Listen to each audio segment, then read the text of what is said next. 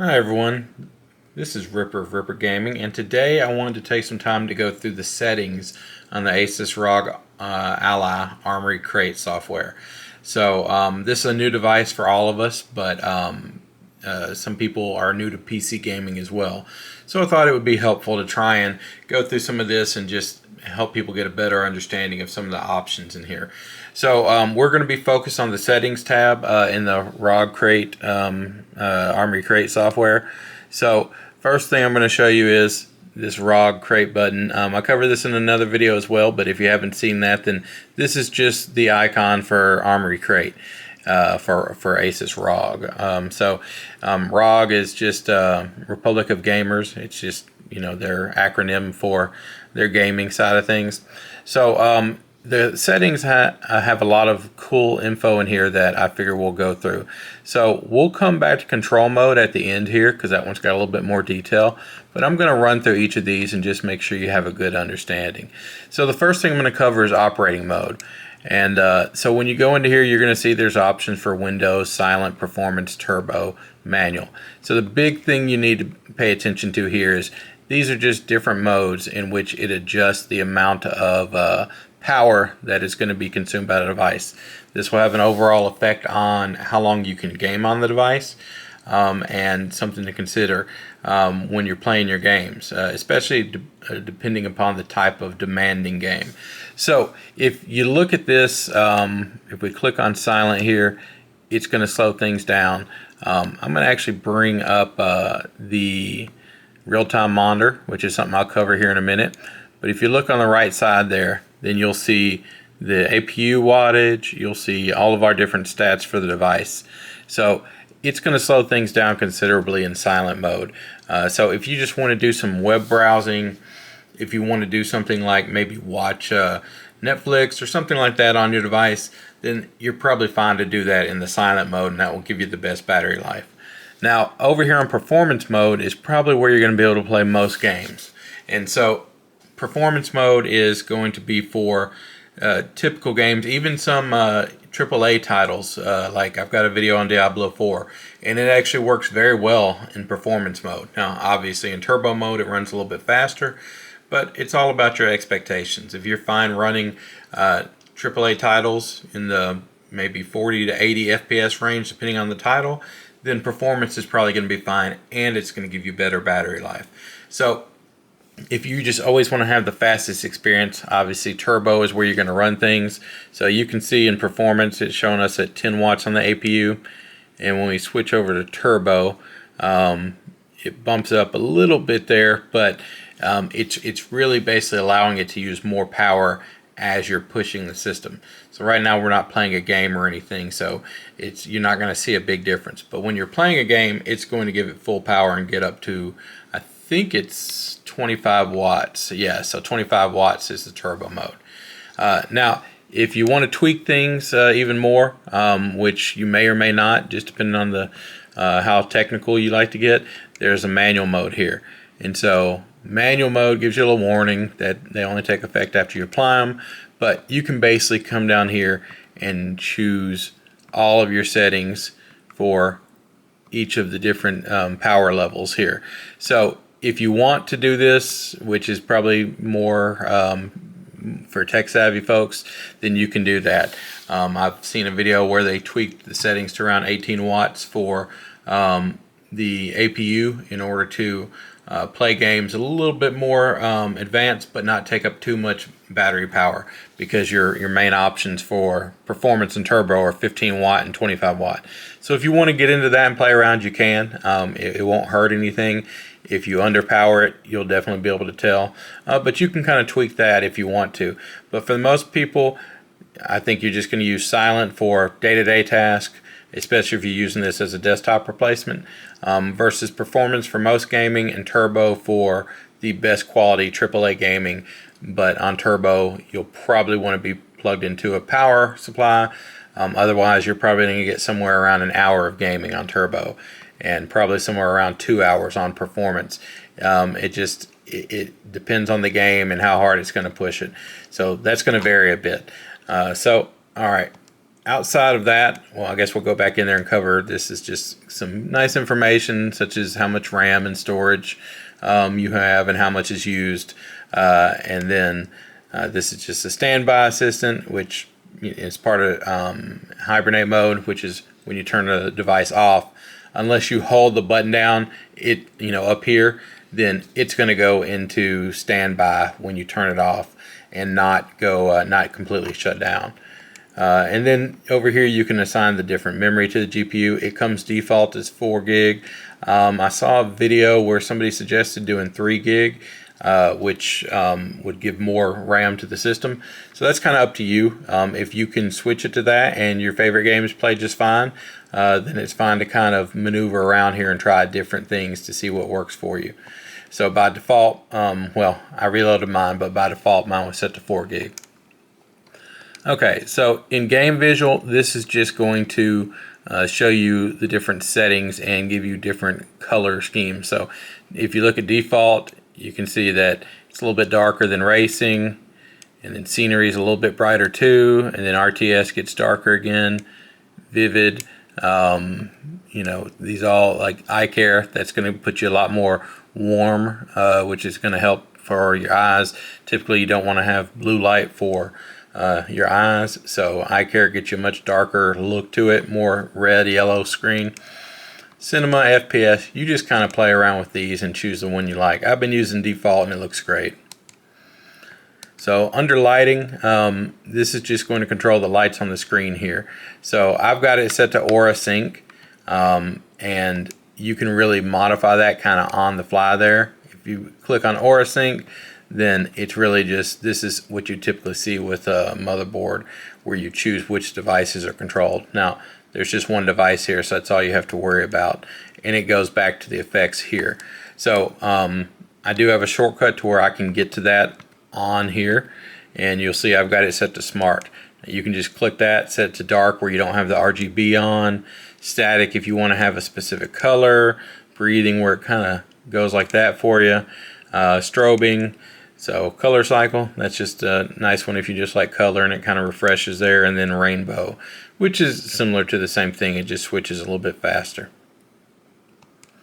Okay, so connection, this is where your standard stuff is, your Wi-Fi connections if you need to connect to another network. Say you're not at home and need to connect to a hotel network, you're going to do that in here. And then Bluetooth I have off right now just to save on power, but if you want to use this for Bluetooth headphones, then that's where you're going to go. So under audio, this is just controlling how your microphone is set up. It's got AI noise canceling microphone, which is probably a good option for most people, especially when you're gaming. If you're actually using this instead of a headset to talk to people on, say, Discord, then the noise canceling is probably going to be good, because that will also offset the sound of the device and if it ramps up with any fan speed noises. And then speaker modes in here is just a noise canceling speaker. So I don't have that on, and I honestly haven't played with it, but kind of tweak it if you don't like the sound. But I will say the sound is pretty good on here. Okay, so Aura Sync, we already kind of went into that. That's just really, there's two different ones here. Lighting and Aura Sync really kind of take you to the same area. So the other thing I want to show you in settings is the command center. And so this button on the right here, on the left here, is actually how you get to your command center. And so if we click that, then you'll see that this kind of lines up with what's over here on the right side of the screen. So it doesn't come with all of these on here by default. You just go to an empty one, like you see we've got an add right here, and then you can choose different options here. So if you want to record the screen, like I can add that one in here, and if we go in here right now, you're going to see there's a blank space there. But if we go to add and then choose record screen, well, then immediately I have that record screen available to me. So I added a lot of these in here just because I think they're nice to have. So I'll run through the ones I've got here. So at the top here you've got your, sorry about that. You've got your operating mode, and that just lets you have an easy access to switch between silent, performance, and turbo. And if you wanted to set up a manual one, then you could switch between that as well. So the next one is control mode. So over here you see control mode, and what that means is the device acting as a desktop where you've got a mouse, kind of like a mouse and keyboard with clicking, or do you want it set to auto where it tries to figure out whether you want to be in a gamepad or a control or a keyboard mouse mode like desktop mode, or you've got gamepad mode. So you can switch these just on the fly. If you want to use it as a gamepad, then I'll use this depending on what I'm doing. And you can even go so far as to set up individual profiles for each game if you want to get into that, and that's where this comes in. So on the side here, when you go into control mode, or sorry, when I go into game profiles, see it lets me choose which control mode, and I can set up for the device to act differently for each game if you want to get into that detail. Most people are probably just going to choose gamepad mode for most games. So the next thing on here is keyboard. That just brings up an on-screen keyboard, and there's a little setting thing here where if you don't like the layout, see I've got a different layout, then you can choose a different keyboard layout here. Let's go in there. So you can see split, small, traditional, default. So we can switch over to the different keyboard layout that way. So that's how you get to your keyboard. You've got your real-time monitor, and you see I've got these stats showing up here. That's your real-time monitor. So we can just turn that on or off. So if you want to see how a game is playing or maybe test out different operating modes, then you can turn on the monitor and kind of see real-time as you're switching how it affects performance. So then you've also got FPS limiter. Now this is something that you can turn on if you're playing maybe certain games that you don't want to use too much power. So like 15, 30, or 45, and 60 are your options.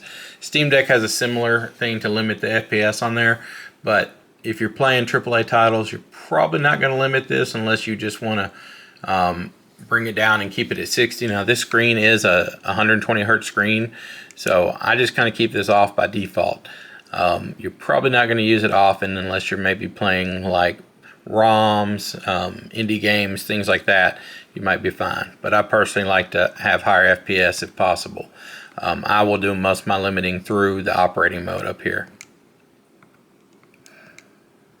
Okay, so show desktop. I mean, it's literally just going to show the desktop there. So you see, gives me everything on my desktop screen. We'll go back in there using this button here. So show desktop is a standard Windows function. Then you've got AMD RSR. This is a technology that I'm just probably going to keep on most of the time, and it's basically an upscaling technology. So this kind of does it through the AMD driver outside the game. And if you see a little picture there, it shows HD and then it shows it larger. It's basically downscaling the game, but presenting it in an upscaled view, which is what RSR does, to allow you to have a good looking game but better performance by essentially running it say at 720p even though you're displaying it at 1080p. So that's a nice thing to turn on to boost performance. If you don't like the look of it, just click it and turn it off.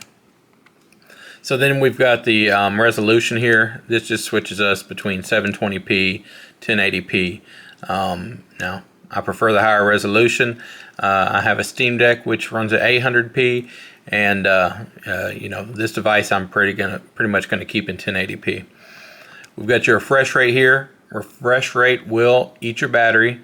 I'm not too worried about battery most of the time because I'm usually near a plug. So I'm going to keep mine on 120, but you can switch it to 60 hertz and it's going to take up a little bit less battery. And when you think about it, it's really how often it refreshes the screen. So refreshing it at 120 hertz is going to take obviously more battery than refreshing it at 60 hertz because it's happening more often at 120 hertz. I've got my game library here, which just takes us to this screen, which you can get to when you're in the ROG crate. That's just kind of a shortcut to it. Take a screenshot. That is just a nice little function that if you know, something cool happens, you want to take a screenshot, go ahead and hit it. Now, if you do want to look at these screenshots later, then you will go over to content here and just go over to media gallery.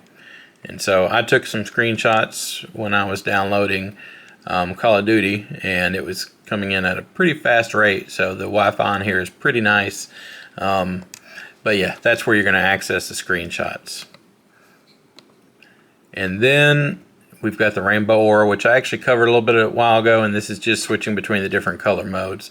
Record screen, I actually haven't used this one, but this should be just basically recording. Like if you're in a game and want to record, then you would hit that.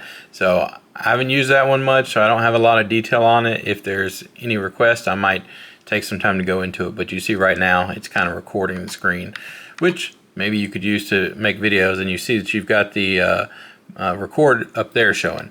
So that's kind of a nice feature too if you don't have a setup for YouTube already. So we'll go ahead and stop that. And then the game visual here is what we kind of went through earlier. You see it's changing the color, well not color, but the color temperature of the screen. So you can just switch between those easily. So that's kind of an overview of everything on the settings. The last thing I said I was going to cover is the control mode, which is can be very handy to you. So like if we go into control mode here, it's going to choose whether you want to modify the control mode when you're in gamepad or desktop mode. So we're going to go into gamepad mode, and you see it's going to show me a few options. So I've got key mapping, which there's definitely some that you'll probably want to do, and I might go into a more detailed one if anyone really wants me to. But you've got your dead zone on your left stick and right stick, and I've heard some people say that dead zone is pretty bad on this.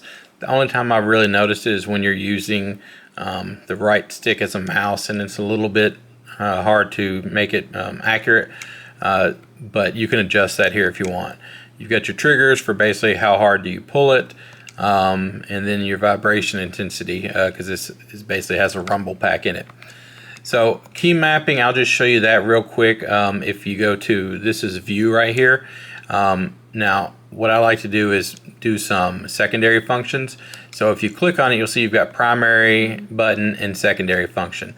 So under secondary function, we can go in here and we can choose it to do something from a gamepad or an action or keyboard, or you can even combine keys to basically make a macro that has multiple different keys. So under the action, one of the first things I usually like to set up is something for maybe minimize and maximize window, or maybe something like close the current window. So if I say that the secondary function is close the current window, then this button right here is going to hit a view, but if I do the secondary function, it's going to close the current window.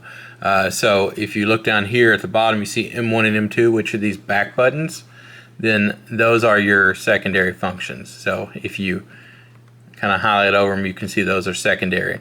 So you can basically hit the secondary button combined with this button in order to make it do what you want it to do. So I'm not sure if it'll work in the Armoury crate, but it should work with some of the other apps in here. So let's say that we switch over here to desktop mode. We'll come open a folder.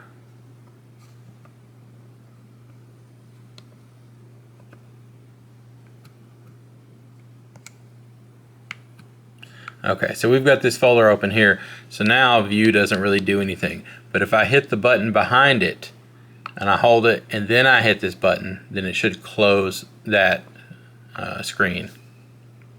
Oh, keep in mind that has to do with the mode you're in. So I'm in desktop mode. So if I switch it over to gamepad mode, because that's where I did the setting, then I can hold the back button and then hit this button.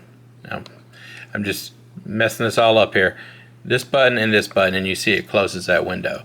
So if we go back into the settings here, if you want that same thing to work, you see at the top it says gamepad mode, where you go back and you'll go to desktop mode, and you can set up your mapping for desktop mode to have the same thing.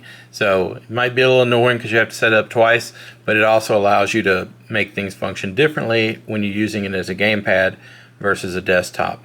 So anyway, there's a lot of different options here. If you all want more info on that, I can go through those. Just let me know in a comment. But for right now, I'll leave it to you to kind of play with. So that kind of covers everything in the settings section that I think is relevant that people would be interested in. And I hope this has been helpful to you. If it has, please give me a like and subscribe. I'm just trying to build this channel, and I love the fact that people actually care about the content I'm posting. So anyway, you all have a great one. Thanks, and bye.